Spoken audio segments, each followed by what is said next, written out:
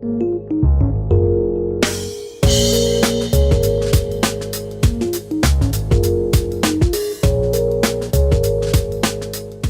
policial empieza con algo que nadie sabe, ni siquiera el policía sabe, que es el primero normalmente que llega al lugar del hecho, porque los fiscales, para sacarlos de su sillón, hay que pegarles una patada en el trasero.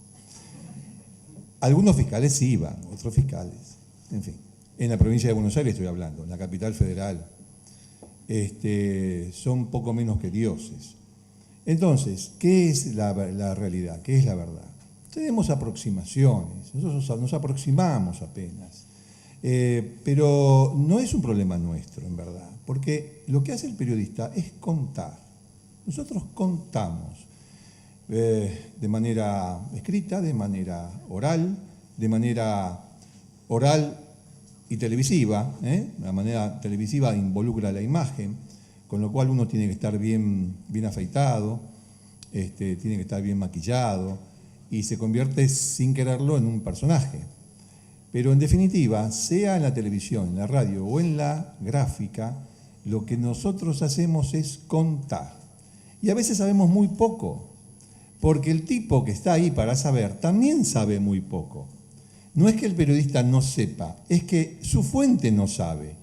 Y ahí es cuando ustedes escuchan muchas veces esa famosa frase: no descartamos ninguna hipótesis, lo cual significa: no sé nada. No tengo la menor idea de lo que está pasando. Lo que pasa es que no lo puedo decir así, porque dicho de manera coloquial, un funcionario se desprestigia. Porque tenemos esta cultura. En realidad el funcionario no se desprestigia, se dice: che, hermano, no sé qué está pasando, déjame ver, qué sé yo, tengo que tomar declaraciones de los testigos, el médico forense todavía no me dijo qué es lo que vio, o no llegó, a veces no llega, ¿no, Lili? A veces no llega. Una serie de cosas. Entonces vos llegás ahí... Perdón, o es fin de semana y no hay peritos para la autopsia, o no hay que peritos. Esperar hasta el lunes. En fin, estamos hablando de un hecho de sangre. Imagínense cuando se trata de papeles, cuando se trata de una estafa. Como vivía en la zona sur, soy de Avellaneda, vivo en la zona, me dedicaba a eso, al sureño y al quilmeño. Y empecé haciendo eso y aprendí muchísimo, me sirvió muchísimo, siempre digo que fue mi escuela, porque ahí es donde aprendí que hay que ir al barrio, aprendí que hay que ir al lugar, hay que hablar con la gente, que como decía Ricardo, no hay que quedarse con el policía, sino que hay que hablar con la gente. Para mí el vecino es la mejor fuente de información, sabe mucho más el portero del edificio que el policía que recién llegó. Entonces vos podés sacar de ahí muchísimos datos. Yo creo que hay posibilidades porque además es rico, a la gente le gusta saber lo que pasa en el barrio. Yo hoy todavía sigo consumiendo también, si no es el Popular, que mi hermano es fanático del Popular y lo compra, de toda la vida, aunque yo trabajaba en Clarín, seguía comprando Popular y lo sigue haciendo. Y que lo hizo muy bien el Popular porque vio la beta en ese momento y la aprovechó, la explotó y la sigue explotando, a tal punto que hoy lo sigue tomando Clarín. Clarín tiene los diarios zonales de los que también participé. Y la verdad que queremos saber algo que pasa en el barrio. ¿Y dónde vas? Vas ahí, vas al suplemento del barrio. Digo esto por los zonales. Y entré a Diario Clarín cuando me llamaron por primera vez, no sé si vos ya te acordás, pero yo entré siendo una corresponsal de la zona sur. ¿Está una pastilla? No. Una corresponsal de la zona sur, ¿te acordás? Después fui ampliando el conurbano. Yo entré por casualidad, les digo, porque yo trabajaba en ese momento de la Unión de Popular, me fui al diario La Unión cuando estaba estudiando, mi ex marido, que compañero también de escribano y de tantos otros aquí, y es profesor de la universidad, Claudio Semán. Trabajábamos los dos en la Unión de Lomas.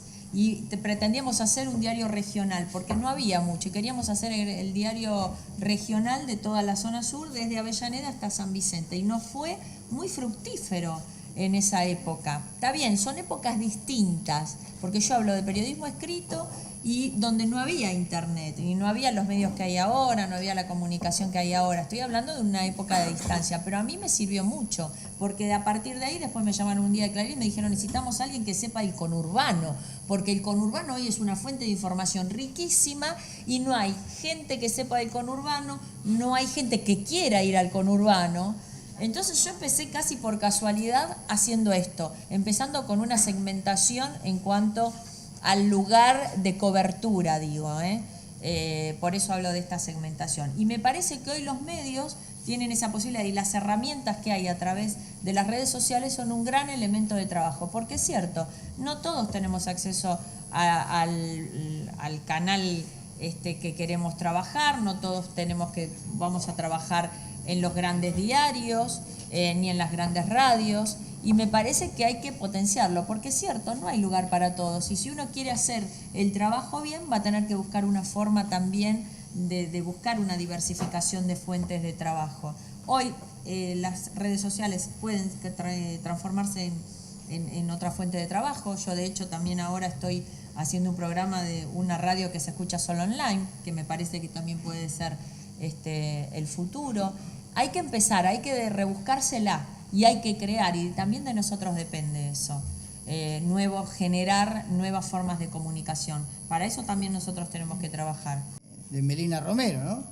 Que claro, obviamente fue revictimizada por los medios, ¿sí? Exacto. Y hay que hacer un gran mea culpa, más allá de que nosotros, de nuestro trabajo individual, nos bajemos la gran línea editorial y nos digan, vamos por acá, vamos por allá, a nivel línea editorial. Pero bueno, está en nuestro trabajo diario saber diferenciar, saber marcar lo que tenemos que marcar. Por eso te decía que a veces tenés la rutina y después tenés tus casos que vos ya lo tomás como tu trabajo más comprometido. En mi caso, o en la gráfica, no en mi caso, en la gráfica, generalmente vos tenés una cantidad de rutina y después tenés tus casos. A tus casos, ¿qué haces? Le ponés la firma. Son tus notas. Lo que vos firmás, vos obviamente lo publica el diario, pero vos lo sentís como tuyo. Lo demás lo publica el diario, lo haces vos, obviamente te gusta el trabajo que haces, pero no deja de ser parte de la rutina. Y pasado mañana te olvidaste de ese asalto, de ese hecho, pero de tus casos, lo que vos investigás, lo que vos acompañás, te involucrás con los abogados, con el fiscal, llamás al fiscal, inclusive a veces o vas a una cárcel a hacer la nota al imputado, o te contactás con el familiar de la víctima, ¿seguís el caso? Ese, obviamente, te genera mucho más atención de tu parte dentro de tu trabajo. No quiere decir que lo otro no sea. Y que por ahí de repente va a venir un caso que se va a superponer con el otro, lo va a sobrepasar. Pero vos vas a tener siempre una agenda de tus casos que lo seguís hasta la última instancia. Y este caso sí, no es una frase hecha, lo seguís hasta la última instancia. Porque te generás un compromiso y una relación con el involucrado en el hecho que te permite por ahí de repente tener más detalles de esa cosa y hacer un seguimiento. Lo demás rutina va a pasar. Uno cuando empieza, o cuando yo estuve de ese lado decía, y he ido a alguna charla, decía, no, ¿cómo un tipo puede hablar así? Sí, pero cuando vos empezás a trabajar, la rutina a veces no te permite ocuparte de la manera que uno piensa de lo ideal que debería ocuparse. Pero cuando vos tenés 8 páginas por delante, si te detenés en una, las otras 7 hay que llenarlas porque en blanco no pueden salir. Y Ricardo dijo algo que siempre lo repite, no hay casos viejos, los casos son casos, los casos no son viejos.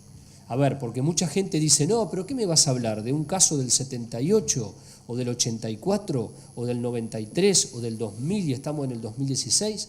Y la verdad que eso no importa, y con el tiempo la gente que se refleja, yo no creo mucho en eso, pero bueno, que se refleja en el rating, demostró que aunque vos le cuentes un caso del año 84, si está bien documentado, si está bien contado y si hay buena información, la gente lo sigue igual. Así que ojo con eso, con que los casos son viejos o son nuevos. Los casos son, y si tienen determinadas características del periodismo y que llaman justamente la atención, y además vos como profesional tenés la capacidad de contarlo, de graficarlo, de documentarlo y de encontrarle un nuevo giro a la historia. El caso que decía Ricardo de María Soledad Morales fue un caso concreto, que si ustedes hacen un corrimiento desde lo cronológico, se van a ir encontrando con distintas cosas hasta que finalmente se comprobó algo absolutamente distinto a lo que se había pensado en un inicio. Eso por un lado. Por otro lado, te contesto un poco lo que vos preguntaste desde lo personal. A mí un caso que me golpeó muchísimo fue el caso de Tomás Santillán, el nenito de Junín que asesinó a Alberto Cuello. ¿Por qué me impactó?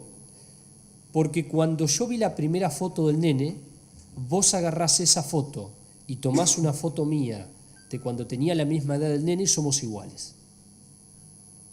Entonces, cuando yo vi esa foto, me impactó totalmente.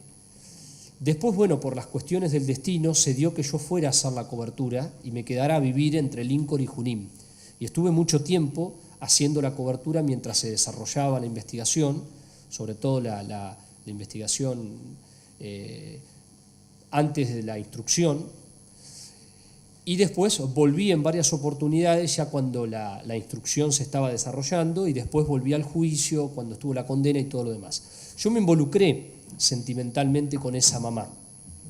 ¿Por qué me involucré? Porque el nene me llegaba al corazón, porque el que lo había matado era el padrastro, estaba totalmente claro, yo lo veía en las pruebas, lo veía en distintos elementos, y además me partía la cabeza que esa mamá, además de tener a Tomás, tenía un hijo del asesino, tenía un hijito de 1 año del asesino, y cada vez que yo me sentaba en la casa a tomar mate con esa mamá o que íbamos a hacer una nota al lugar donde lo habían matado al nene, ella iba con el otro hermanito, y yo veía en la cara de ese nene la cara del asesino, y me preguntaba en mi cabeza cómo esa mamá podía acostarle, darle un beso al nene, leerle un cuento, darle de comer, bañarlo, llevarlo a pasear, cuando en la cara de ese nene se reflejaba la cara del asesino.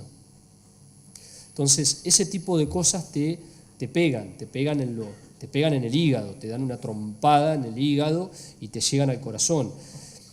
Y además, y en esto por ahí profesionalmente no me tendría que haber generado esto, a mí este tipo de crímenes, sobre todo cuando hay un nene, una víctima indefensa, me genera, ¿cómo te puedo decir?, como una gana de aplastarlo como una cucaracha al asesino.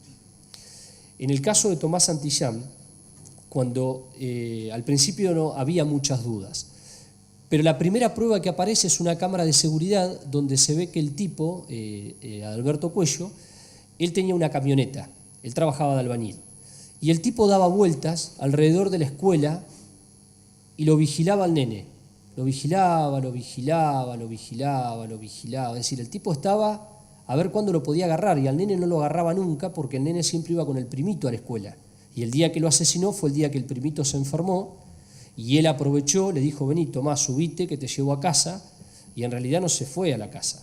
Y ese día no lo fue a buscar con la camioneta para distraer a la policía y a los de las cámaras de seguridad, se fue en el auto del suegro, que en realidad descubren que había ido en el auto del suegro porque agarró un camino vecinal de tierra, y en la estela de tierra del auto quedó marcado que había ido a gran velocidad porque la tierra se impregna en la chapa de manera distinta, depende de la velocidad que vos vas.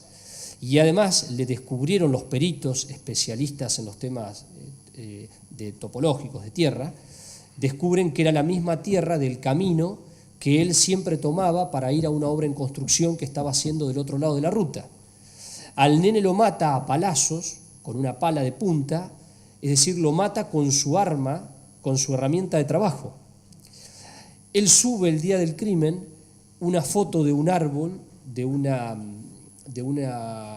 vegetación de color ocre, y al Facebook sube una foto muy parecida con una cerca de color blanco, y si vos mirás la escena del crimen y ves la foto que subió al Facebook, el tipo en el Facebook mostró dónde estaba el nene, que eso fue lo que analizaron los investigadores, el fiscal con los investigadores de la policía.